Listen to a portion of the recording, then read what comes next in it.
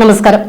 Cinema ലോകത്തെ ആവേശത്തിലാക്കിക്കൊണ്ട് 54ാമത് സംസ്ഥാന ചലച്ചിത്ര പുരസ്കാരങ്ങൾ പ്രഖ്യാപിച്ചു.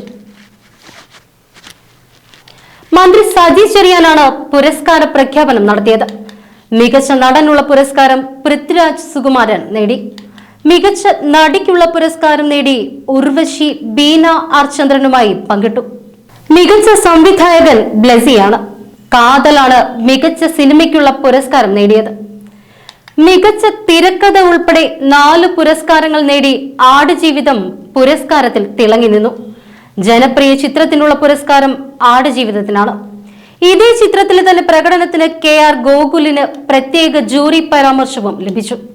അവലംബിത തിരക്കഥ, ഛായാഗ്രഹണം, മേക്കപ്പ് എന്നീ പുരസ്കാരങ്ങളും ആടുജീവിതം നേടി. കാതലിലെ അഭിനയത്തിന് സുധി കോഴിക്കോടിനും ഗഗനചാരി സിനിമയ്ക്കും പ്രത്യേക ജൂറി പരാമർശം നേടി. ഉള്ളൊഴുക്കിലെ അഭിനയത്തിനാണ് മികച്ച നടിമാരായി ഉർവശിയെ തിരഞ്ഞെടുത്തത്. ബീന ആർ ചന്ദ്രൻ തടവ് സിനിമയിലൂടെയും പുരസ്കാരം നേടി. തടവ് എന്ന സിനിമയിലൂടെ ഫാസിൽ റസാഖ് മികച്ച നവാഗത സംവിധായകനായി തിരഞ്ഞെടുക്കപ്പെട്ടു. മാത്യൂസ് പുളിക്കലാണ് പശ്ചാത്തല സംഗീതത്തിനുള്ള പുരസ്കാരം നേടിയത്. കാതൽ എന്ന ചിത്രത്തിനാണ് പുരസ്കാരം. ജസ്റ്റിൻ വർഗീസ് മികച്ച സംഗീത സംവിധായകനായി. ചാവേർ എന്ന ചിത്രത്തിലാണ് ഇത്.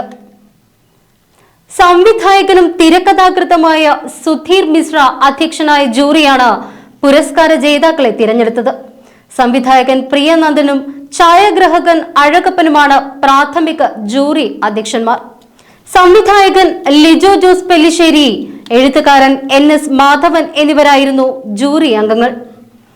പുരസ്കാരങ്ങൾ ഇങ്ങനെയാണ്: ചലച്ചിത്ര ഗ്രന്ഥം മഴവിൽ കണ്ണിലൂടെ മലയാള സിനിമ എന്ന കിഷോർ കുമാറിന്റേത്. ചലച്ചിത്ര ലേഖനം കാമനകളുടെ സാംസ്കാരിക സന്ദർഭങ്ങൾ P പ്രേമചന്ദ്രൻ. സ്പെഷ്യൽ ജൂറി നടന്മാർ KR ഗോകുൽ ആടുജീവിതം, സുധി കോഴിക്കോട് കാതൽ. സ്പെഷ്യൽ ജൂറി ചിത്രം ഗഗനചാരി, നവാഗത സംവിധായകൻ ഫാസിൽ റസാഖ് തടവ്, ജനപ്രിയ ചിത്രം ആടുജീവിതം, നൃത്ത സംവിധാനം സുലേഖ മൻസിൽ എന്ന ചിത്രത്തിൽ വിഷ്ണുവിന്റേത്.